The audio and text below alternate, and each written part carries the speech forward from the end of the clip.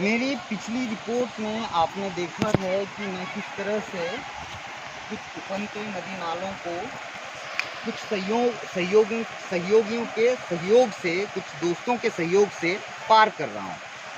लेकिन इस इलाके में ज़िंदगी कैसे गुजरती है इन ग्रामीणों की, मैं ये दिखाना चाहता हूँ। नमस्कार, मैं मुकेश चंद्राकर हूँ और आप बस्तर जंक्शन देखना शुरू कर चुके हैं। बस्तर जंक्शन में बस्तर के ज़मीनी हालात की बात करता हूँ मैं। अगर आपको लगता है कि ऐसे ज़मीनी रिपोर्ट्स देके जानी चाहिए तो आप बस्तर जंक्शन को लाइक और सब्सक्राइब कर सकते हैं। मैं पिछले अपने 2 रिपोर्ट में दिखाया कि किस तरह से उफनते नदी नालों को पार करता हूँ, लेकिन आपको ये देखना बेहद ज़रूरी है कि इस इलाके के आदिवासी किन हालातों में अपनी ज़िंदगी जीते हैं, कैसे अपनी बुनियादी सुविधाएं पूरी करते हैं। आप देख सकते हैं 2 छोटे छोटे बच्चे हैं, सामने एक बुजुर्ग हैं और पीछे एक लड़की है जिसकी उम्र 12 से 13 साल होगी। उन बच्चों को सहारा देकर इस उफनते नदी नाले को पार कर रहे हैं। और वो बच्चे किसी स्कूल में नहीं गए थे पढ़ाई करने, ना ही किसी आंगनबाड़ी में गए थे, बल्कि वो बच्चे कुछ दूरी पे आपको मवेशी नज़र आएंगे, उन मवेशियों को चराने के लिए गए थे। अब बुजुर्ग दोबारा वापस लौट रहे हैं। संभवतः ये जो 2 बच्चे और नज़र आ रहे हैं, एक पीले टी शर्ट में आपको नज़र आएंगे और दूसरे स्कूल यूनिफॉर्म में आसमानी कलर के शर्ट में, कुछ ऊपर में, दोनों हाथ पे हाथ धर कर खड़े हुए हैं। संभवतः उनको लेने आ रहे हैं। इस तरह की तस्वीरें बहुत सामान्य हैं। मैं इस इलाके में आया, मुझको ये रोमांचकारी सफ़र लगा, लेकिन ये नदी, ऐसे उफनते नाले इन आदिवासियों के लिए बहुत बड़ी मजबूरी है, बहुत बड़ी समस्या है। हमारी सरकारें विकास के लाख दावे कर ले, हमारी सरकारें ये कह दें कि नक्सलवाद पूरी तरह से ख़त्म हो चुका है। हमारे हुक्मरान जब बस्तर में किसी तरह की कोई दुर्घटना होती है, तब ये दावे करते हैं कि भैया नक्सलवाद ख़त्म होने को आया है। लेकिन नक्सलवाद इस इलाके में अपनी जड़ें इस हद तक मजबूत करके रखा है, लाल तंत्र, गणतंत्र इस इलाके में इस हद तक मजबूत हो रखा है कि गणतंत्र, लोकतंत्र और हमारी सरकारें इस इलाके में पहुंच नहीं पा रही हैं।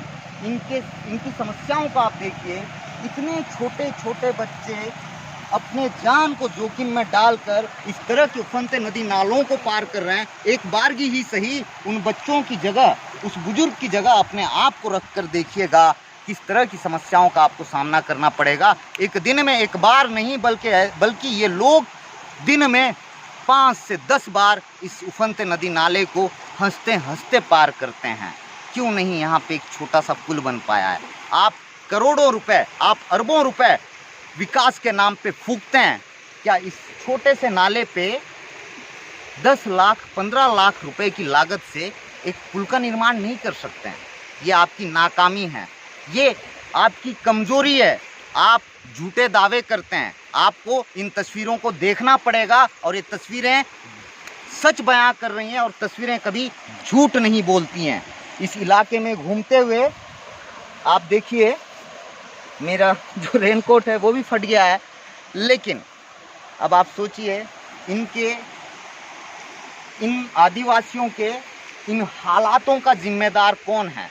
ये जिम्मेदारी किसकी तय होती है? जवाबदेही किसकी तय होती है? ईमानदारी से अपने आप से सवाल कीजिएगा, जवाब आपके सामने होगा।